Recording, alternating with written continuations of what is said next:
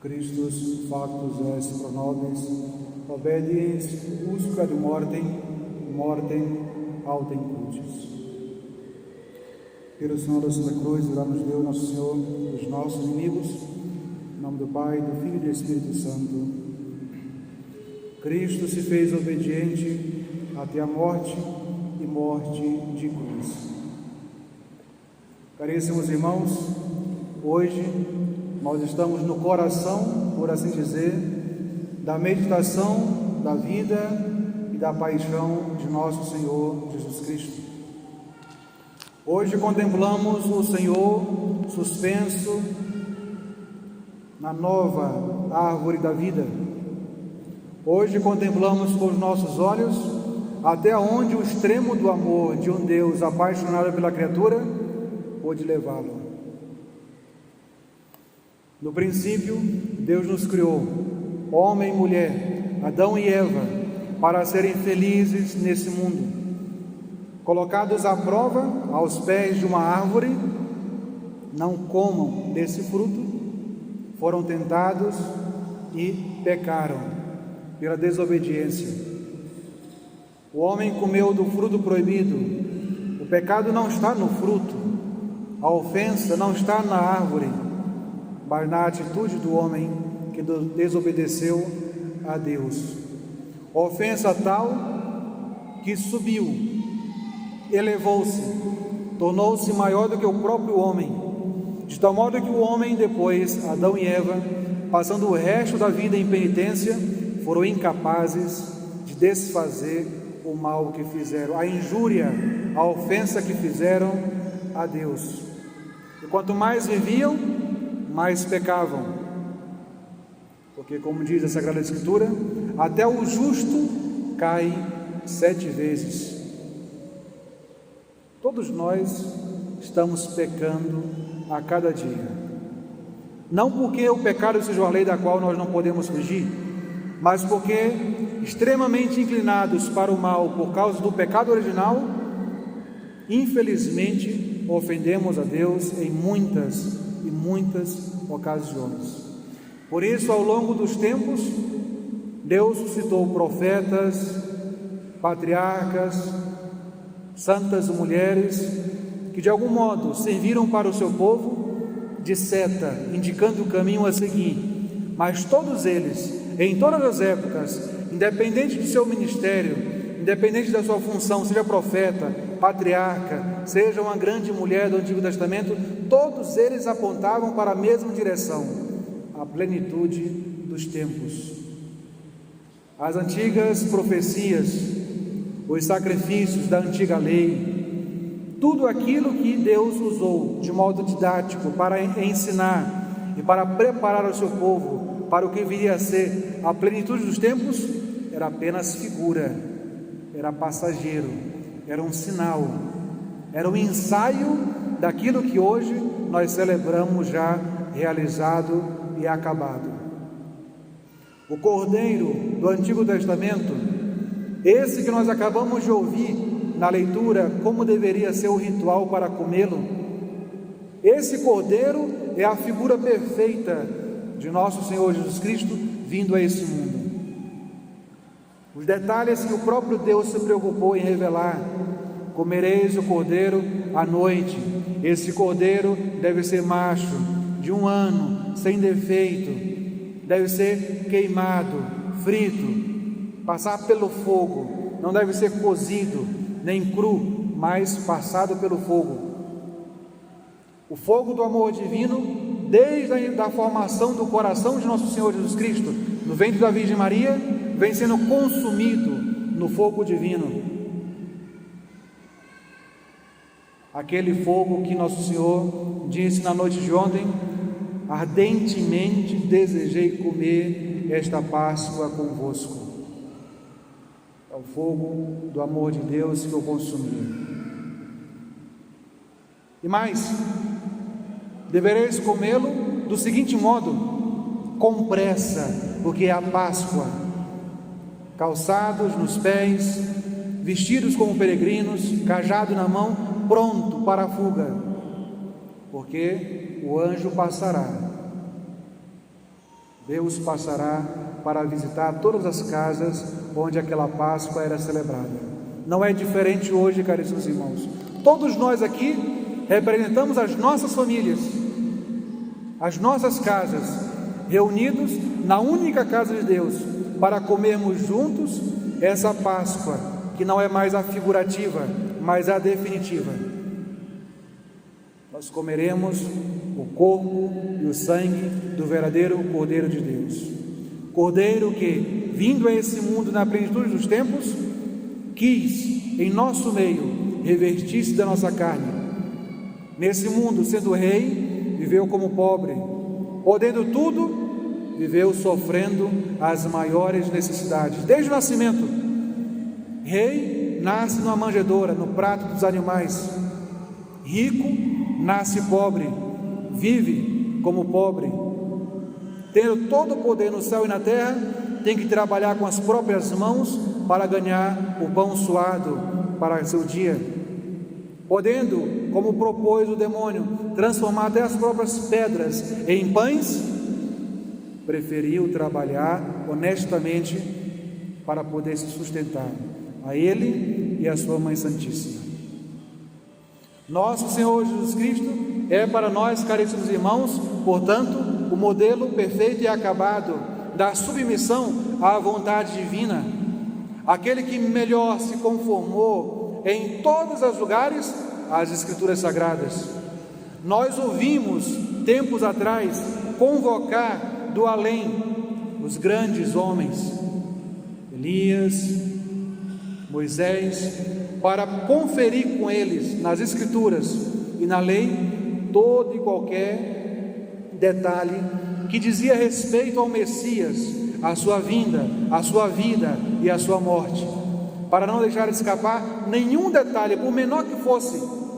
Como nós acabamos de ouvir na Paixão, ele se preocupou com os menores detalhes, antes, para que ele pudesse dizer que tudo estava consumado, até pediu água, tenho sede.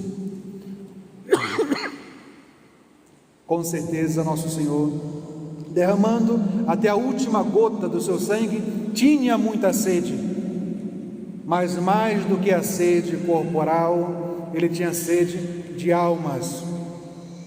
Queria dar a Deus o maior número possível de almas, e se ofereceu, suspenso na cruz, a todas as almas, de tal modo que, se poucos olham para a cruz reconhecendo o seu Deus, devem todos saber que ele morreu na cruz por todos, embora poucos se salvem. Os apóstolos, os evangelhos vão nos recordar esse mistério da cruz. A cruz é por todos, mas são poucos os que se apoderam da cruz, ou melhor, os que se abraçam com a cruz de nosso Senhor. Nós não somos protestantes para encher a boca dizendo que nós já somos salvos, mas não viver segundo a obra daqueles que já de fato já estão salvos. São Paulo vai nos advertir: quem é de Jesus, crucifica com Jesus a sua carne e as suas paixões. É por isso que são poucos os que bebem desse sangue divino derramado até o chão aos pés da cruz, porque são poucos os que preferem abrir mão das suas paixões, as mais baixas possíveis, para abraçar-se com Jesus crucificado. São poucos aqueles que se decidem a seguir Jesus. Nós acabamos de fazer um longo percurso, o percurso da Quaresma. Desde a quarta-feira de cinzas, a igreja nos convidou a acompanhar Jesus, a tomar a cruz nos nossos ombros e a seguir nosso Senhor. E a igreja nos convidou a seguir Jesus exatamente para esse dia, para subirmos com Ele hoje o Calvário, não porque ela deseja o nosso fim, a nossa morte, para morrermos simplesmente por Jesus, não, para que com Jesus passássemos desta vida à morte, pela morte, essa porta misteriosa chamada morte, a vida eterna, a vida que vai começar e nunca mais vai terminar. essa vida mais excelente, esta vida na qual um dia nosso Senhor nos chamará, se assim nós formos obedientes a Ele, morrermos com Ele, ressuscitarmos com Ele, nosso Senhor nos chamará a ocupar tronos. Mas por enquanto, neste mundo, o que nos resta é a cruz. Não existe cristão sem cruz. É besteira querer seguir a religião segundo as paixões desse mundo. É ilusão chamar-se cristão e querer rejeitar a sua cruz. É ilusão que o mundo tenta colocar na cabeça dos homens hoje em dia, dizer que é demais falar de sofrimento, é demais falar de jejum, é muito tradicionalismo falar de castidade, de modéstia, de guardar-se para o casamento, de obedecer os padres, de seguir à risca aquilo que ensina a religião. Tudo isso é demais para o mundo. Para nós é necessário. Quem quiser se salvar deve abraçar Jesus no dia de hoje, para com ele ser crucificado. Do contrário, ficará nesse mundo como uma árvore infrutífera, ou os frutos que dará serão maus, e revelará, portanto, a verdadeira face desse mundo, uma árvore má que dá maus frutos. Caríssimos irmãos, é impressionante como nosso Senhor realizou tudo aquilo que dizia a respeito dele. Mas por que ele fez tudo isso? Por amor.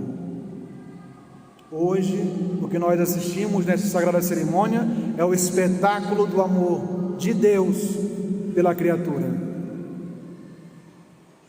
Eu, padre, se morresse por algum dos senhores, se alguém que precisasse, por exemplo, de um coração, e eu me dispusesse a dar o meu coração para essa pessoa, o quanto essa pessoa que receberia meu coração não deveria demonstrar gratidão, deveria viver de modo agradecido, deveria procurar agradar a minha memória, fazer jus ao sacrifício que eu fiz.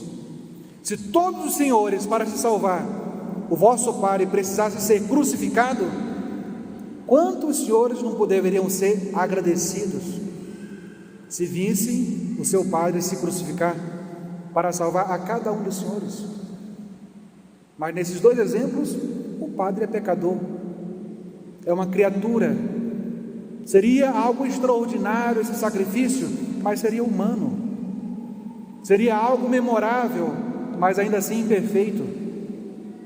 E depois de morrer numa cruz, depois de dar o coração, nada mais restaria, só a memória, quando muito. Hoje o que nós celebramos não é um homem suspenso na cruz, simplesmente, mas é Deus, revestido da nossa carne, que morre, apaixonado por cada uma das almas que Ele criou, porque essas almas são a sua imagem e semelhança. Mesmo quando caídos, mesmo quando no fundo do poço, mesmo quando lutando contra aqueles pecados que em toda confissão batem ponto, nós nunca somos esquecidos de Deus, porque, diz São Paulo, custamos um alto preço. As nossas almas, os nossos corpos custaram a Deus o seu próprio sangue.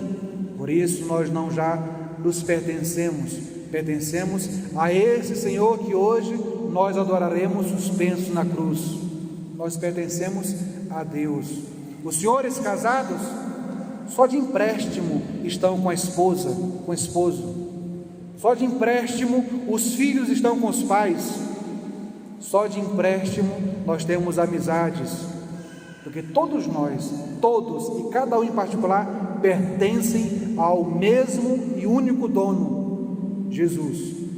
Fomos comprados com o seu sangue, e a cruz é o selo, é o documento da nossa pertença a nosso Senhor. Por isso, quem quiser identificar-se como pertencendo a Deus, deve estar com sua cruz às costas, para que o homem da cruz, o Deus que morre suspenso na cruz, nos veja como sua posse, e pertencendo a este homem, a este Deus, onde quer que ele esteja, seja na cruz suspenso, seja hoje, na glória do céu, o nosso coração esteja com Ele, pertence só a Ele, e só a Ele busquemos com todas as ações, as forças e os desejos da nossa vida e da nossa alma. Caríssimos irmãos, que a sagrada cerimônia deste dia sirva para nós como uma grande lição, um grande convite à conversão. A quaresma acabou, esse tríduo marca a preparação imediata para a festa da Páscoa de Jesus. É necessário, a partir de hoje, começar a viver uma vida nova na graça de Deus, na amizade de nosso Senhor. Do contrário, tudo isso que nós fizemos, penitências, esse monte de confissões, as comunhões, as vias sacras, tudo isso será apenas uma coisa que passou por nós, mas não deixou nenhum respaldo, nenhum eco na nossa vida. Passou e nos deixou pior, às vezes, do que nos encontrou. Esta Semana Santa, este tríduo sagrado deve produzir em nossa alma, em nosso coração e nossa mente, uma verdadeira compunção de dor, de contrição. Deve causar em nós choro, lágrimas, não precisam ser materiais, mas na alma, ao contemplar aquele que de fato nos ama, suspenso na cruz. Ele já havia dito: não existe maior amor do que dar a vida pelo amigo. Hoje o que nós contemplamos é esse grande amigo suspenso na cruz, por amor de quem? De cada um de nós, por amor de mim, Padre, por amor de cada um dos senhores. Adoremos a nosso Senhor, continuemos a cerimônia sagrada, buscando fazer dessa adoração que agora faremos, das orações que dirigiremos a Deus, é a preparação para a nossa comunhão, momento em que nosso Senhor, morto, crucificado, ressuscitado, tomará posse da nossa alma pela Sagrada Comunhão. Quando aquele corpo sagrado que passou pelas portas da morte, tomará posse de fato do nosso coração. Cristo se fez obediente até a morte, e morte de cruz. Não deve ser diferente conosco. Em nome do Pai, do Filho e do Espírito Santo. Amém.